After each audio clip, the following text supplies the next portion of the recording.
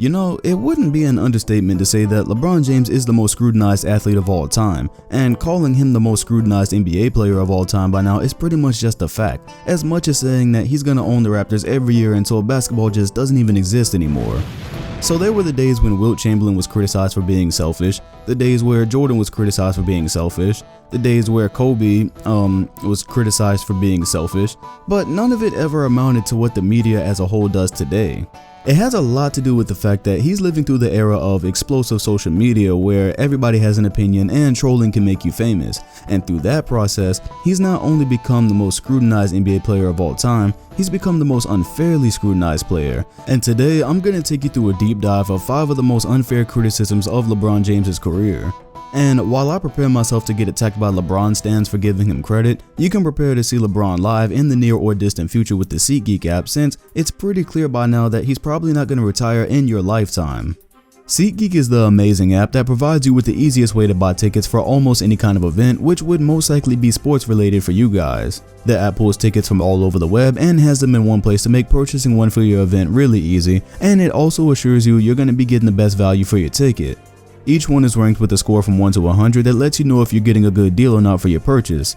On top of that, the app also provides you with a detailed view of what you would see from your seat before you even get there, which is extremely helpful. If you're interested in downloading the app, the links to it will be in both the comment section and highlighted in the description. If you're still on the fence, consider using my promo code DOM2K to get $20 off your first purchase. So it's been a really long time since LeBron hasn't played in the finals. Some kid who was around 2 years old the last time he wasn't in one is now around the 4th or 5th grade. A lot of us MCU fans didn't even know what a Thanos was yet, and the world is just a lot less of a stable place now in general than it was back then.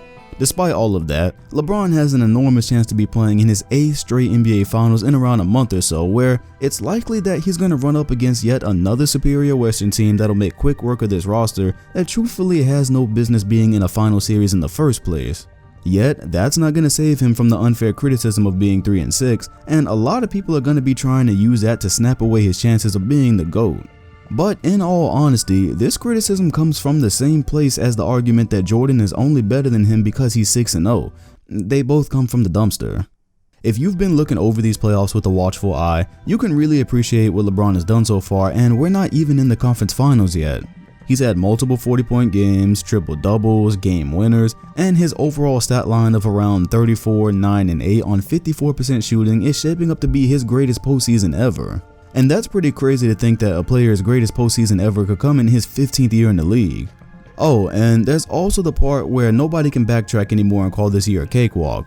If he makes the finals again, there's evidence lying around everywhere of people who said Toronto was the better team this year, that this Cavs squad was rivaling the 2007 Cavs at times, which is just hard to believe, and even seeing Boston in the next round without Kyrie would still be no justification to call it a cakewalk because they've turned out to be a really good team. And what that would end up meaning is LeBron has taken his worst roster since he left Cleveland the first time to the NBA Finals.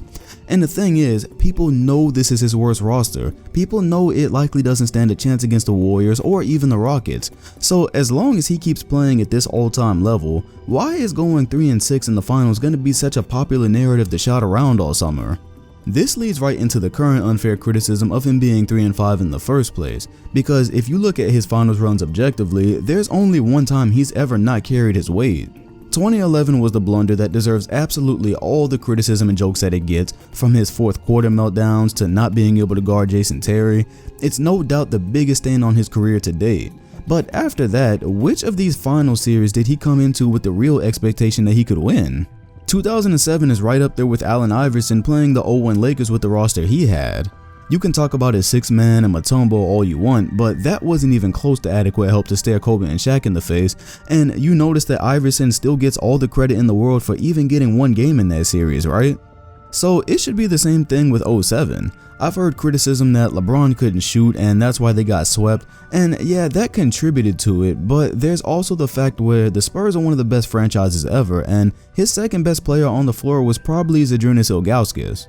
So I'm not saying that finals doesn't count. I absolutely hate when people try to exclude a loss, because if you can hype up the fact that he made it there in the first place and that counts, then you've got to be able to keep that same energy about the result. However, on the other side of that coin, using it as a criticism or a stain on his career is just a bit unfair considering the circumstances. It's all the same with 2015 and 2017. I honestly thought the 15 Cavs were going to lose to the Bulls in the second round because Kyrie was in and out, Kevin Love was gone, and J.R. Smith was even suspended for the first 2 games, and he still managed to lead them to a 6-game victory and to the NBA Finals. And once Kyrie officially went down, they shouldn't have even won a game against the Warriors, yet they got 2 of them. And then last year, come on man, I get that the Cavs had good offense, but we're still questioning today if there's going to be a team good enough to dethrone Golden State anytime in the near future. I'm not really mentioning 2014 here only because, yeah, the Spurs were the better team, but I have seen good arguments that explain his stat line for that series doesn't tell the full story, and people didn't come into that series expecting the Heat to be dominated the way they were, so there's room for fair criticism there. But in any case, saying 3-5 or in a little over a month 3-6 repetitively is really just another blanket statement. You know, like the kind of blanket statements that Nick Wright makes when he tries to convince you LeBron leaving the Heat was the only reason they fell apart, or, you know, anything concerning LeBron James that he says really. But yeah, opposite of him are the people constantly yelling LeChoke or LeFlop or 3-5, and it just means very little without any context to go with it. Speaking of little context, that leads to my third unfair criticism, because back when some of you were like 4 years old, LeBron actually wasn't making the finals every year, believe it or not, and 2009 is a great year to look at for this one. This year is on the path to becoming LeBron's greatest postseason run, but before this, there was 2009 when you really couldn't believe what you were watching on a day-to-day basis. He's a lot more cerebral about the game now, and he kind of picks and chooses when he goes nuclear with his athleticism, but in 09, it was like full-on dynamite all the time. And as you can see, his stat line was really close to what he's doing now, and that was the year we were supposed to see him play Kobe in the finals, which would have given some closure to that debate.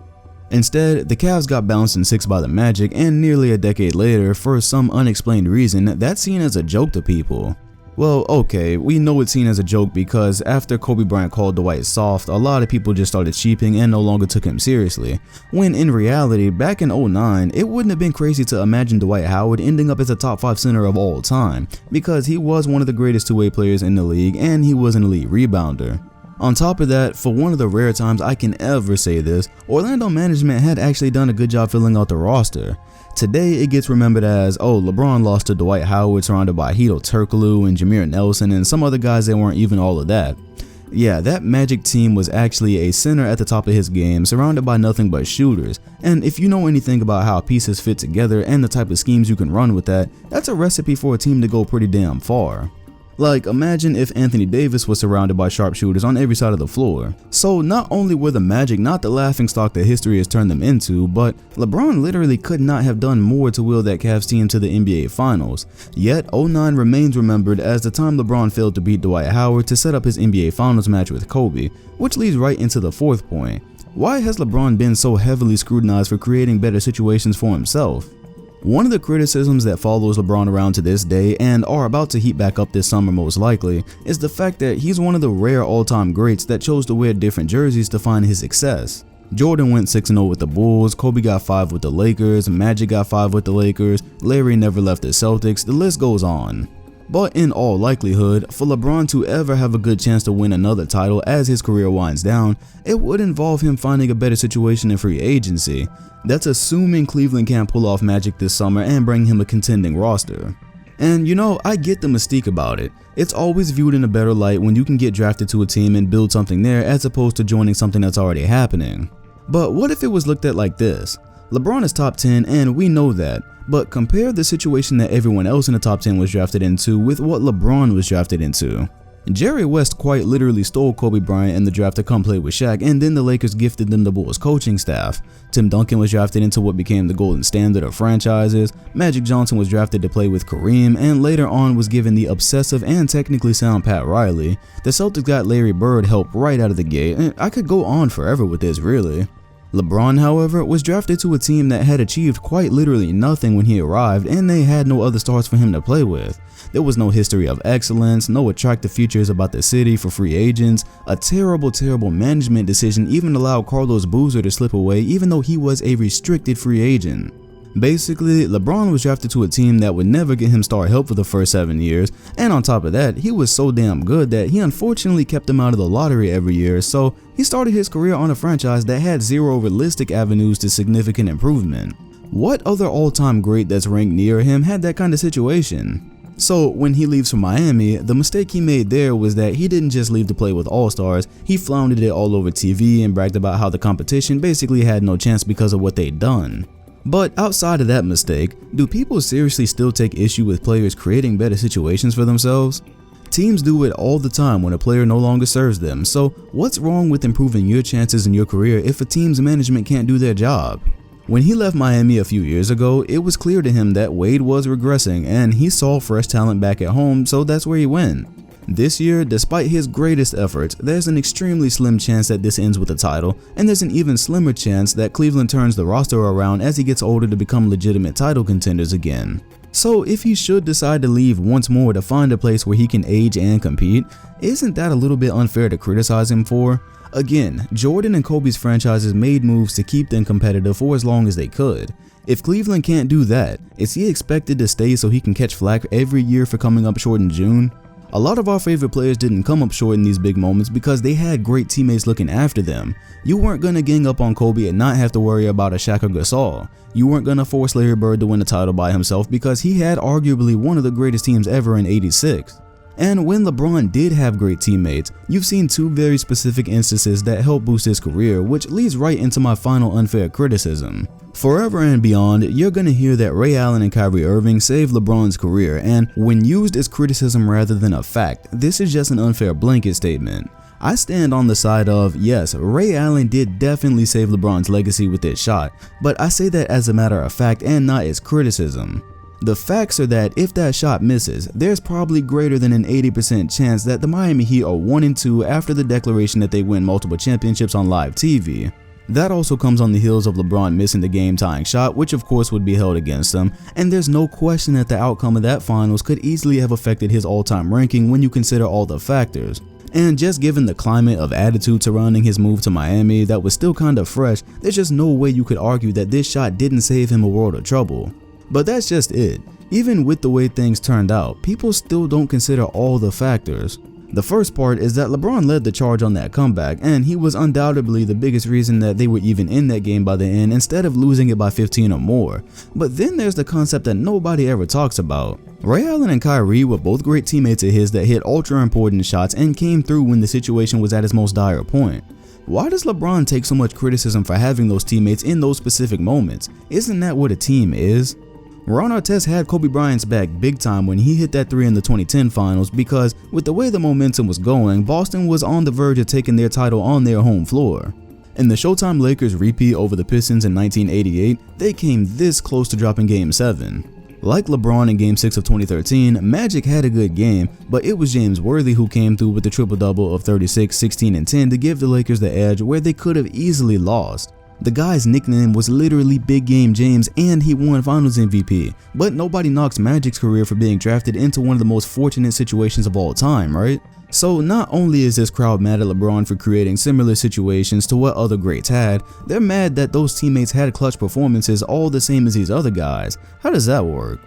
Has anybody hit a legacy-saving shot as big as Ray Allen for another all-time great? No, that specific moment sits on a throne of its own because of all the factors that hinged on it. But if you really look at it, those big moments aren't any less significant than Magic or Jordan having great teammates to make sure the games never really even came down to those moments. If LeBron had shrank before those shots and hadn't already done its part, the criticism would make sense. But like most of the things that people tarnish his name for, there's not a lot of logic backing it up. The perception of LeBron's career suffers from the age of social media, and it works both ways. You have his stands that are getting dumber by the day trying to convince the world that Jordan played against milkmen, and you have the Skip Baylesses of the world that literally just troll him about whatever is going on at the moment. You have his stands that are getting dumber by the moment and can't separate fair criticism from their favorite word, hater, when they don't have any other arguments, and you have the people who are gonna unfairly eliminate him from the GOAT conversation for possibly being 3-6 after this season. No, there's not very fun people on both sides, neither of them make any kind of sense, and both trains of thought should be sent to the shout around with the rest of these garbage arguments that haunt NBA Twitter and really the NBA debate world in general.